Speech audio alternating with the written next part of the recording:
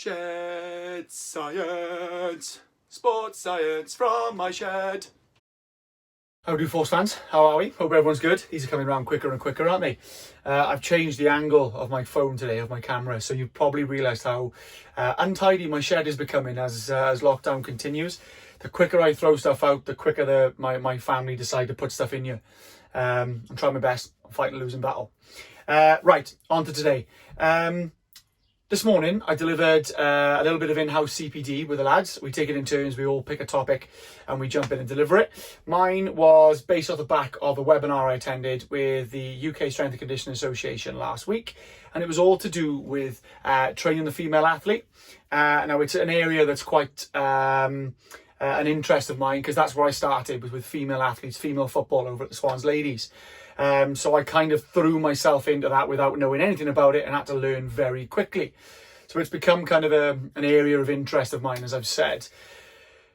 I'm not going to go deep into training the female athlete. I did that this morning. What I'm actually going to do is try and burst one of the biggest myths that we hear quite a lot at the gym, and I'm sure is something that everyone has thought of at some point or heard at some point, whether you're male or female. This myth is that women who strength train or resistance train will get big and bulky if they're not careful. Okay, now let's just put it out. It's not true. Okay, it is entirely false. And it's mainly because physiologically you're not set up to do that as a female. Okay, let's dig into that a little bit. To grow large amounts of muscle mass, you need a relatively large amount of testosterone with a consistent progressive overload pattern that constantly stresses the muscle and drives that testosterone to trigger recovery and growth of muscle. Okay, now women can and should definitely progressively overload their bodies and their muscles and their systems across a variety of intensities or loads, across a variety of volumes or reps and sets and sessions. However, as females, you're missing the key important factor that is testosterone. Men have something like 10 to 20 times as much as females do. Okay, so you could do a similar training plan, a similar training program, and you would grow nowhere near the same amount of muscle as your male counterpart because you don't have the physiology for it. Okay, it's not quite as simple as that, but that is the key point that bursts that myth. All right. Okay. Where it comes from is probably the perception and the sight of female bodybuilders training with male bodybuilders and females training with their male counterparts. What you may have seen is a woman who has picked up a barbell, has trained quite a lot in a gym and is slightly larger than you would like to be.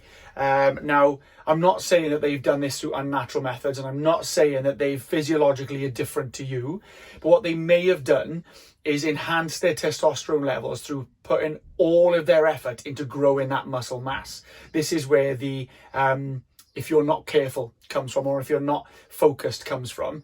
Your typical female bodybuilder will devote a lot of time to muscle growth, and that muscle growth will happen a hell of a lot more slowly than it would be for their male counterpart. Sucks to be a female bodybuilder because your male counterpart can grow twice as much muscle probably in half the time. All right. But there is a perception out there that this is going to happen for everybody. Well, if you don't have the testosterone, you don't have the physiology, and you don't devote all of your time to muscle growth, then you're not going to grow as much muscle. Okay, so you can be safe in the knowledge that by resistance training and by strength training, it doesn't mean that you're automatically going to grow a lot of muscle. Okay, now, well then, if that's the case, why do we encourage so many women to strength and resistance train?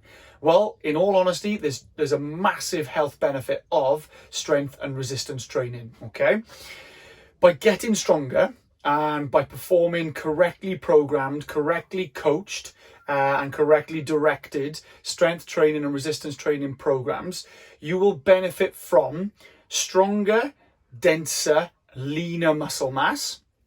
You will benefit from stronger, more dense skeletal system and bones, but you will also have stronger, more resistant, more robust connective tissue.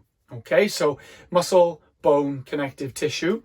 The reason that's so important for females in general is, we'll start with the bones, we'll start deep into the system. Later on in life, as women go through the menopause, and because of their female hormones, so later on in life, you're at a greater risk, only slightly, but the menopause increases it, a greater risk of bones or weakened brittle bones, okay? The stronger your skeletal system is now, or the stronger you maintain, and the more you build up your skeletal system, the more dense it becomes, the more resistant it is to that weakness and that brittleness later in life. Is brittleness a word? It is now. Okay, so essentially you're making yourself stronger, so it's got more to degrade as you get older. Does that make sense? And you're more resistant to the effects of osteoporosis later in life. Again, it's not quite as simple as that, but it's beyond the scope of a 5-10 minute video for me to explain that. If you're interested in knowing why or how we can go about doing that, drop us a message and we'll dig deeper into it. But the long and short of it is, you need to strength train if you want the benefits of stronger bones, because you need to load and stress the bones to a threshold that can only be achieved through what we would typically see as strength training. You need some level of intensity for some level of volume over reps and sets to get that benefit back. Okay, so the first thing, strength training, stronger bones, better later in life. Okay, the second thing is muscles. Why is it important? Why do we get women to grow stronger, slightly larger, leaner muscles? Okay, well, the knock-on effect is that it lowers your body fat percentage, and it has actually been found that women who hold leaner muscles actually have, what's the better word? Thinner limbs.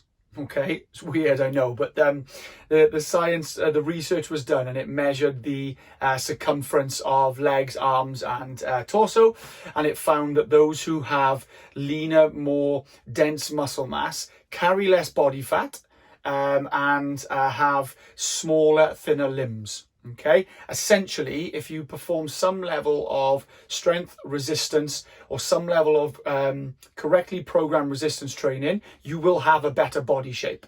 Okay, but you need, again, to reach that threshold, that level, you need to span the variety and the range of intensities and volumes, not just down the bottom end where it's lots of reps for lightweight. Every now and again, you need to pick up something heavy and give those muscles that strong, large stimulus to be stronger and to grow slightly. Okay, the last one, connective tissue. Okay, now the connective tissue is ligaments, tendons. It's the rubbery stuff between your bones and the rubbery stuff between your muscles and your bones. Okay. Because of the differences in hormonal levels and the fluctuations in hormonal levels as you grow and throughout life as a female, you're actually at a slightly raised risk of ligamentous and tendinous issues and injury. Now, it's not quite clear whether it's the hormones on their own or whether it's a dual impact of movement capabilities and other external factors. However, women are at a greater risk of ligamentous and tendinous injuries, connective tissue injuries, than their male counterparts.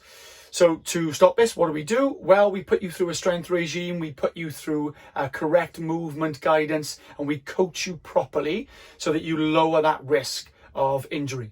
Okay, so essentially, strength training encourages thickness, and a level of elasticity that is accepted through the connective tissue that helps you be less injury prone, because those connective tissues are stronger, thicker, denser, more capable. Okay, right, I waffled a little bit more than I wanted to. I wanted to bust a myth and keep that short. However, we dug deep into it. The long and short of it is, if you strength and resistance train as a female, you won't get big and bulky, you'll get strong. Okay, and you'll pick up the added and welcome benefits of that later on through your life, in the short term and the long term. Okay, so I know we're always banging the drum about this in force, but get strong. The best thing you can do is get strong, or get stronger. Don't necessarily have to get strong. There's a difference between strong and stronger, but it's always a good idea at some point to get stronger. You won't get big and bulky. In actual fact, you get a better body shape and all the health benefits that come along with it. All right, it's 20 odd degrees outside. It's probably 85 million degrees in here. I've got to get out of here. See you soon, guys.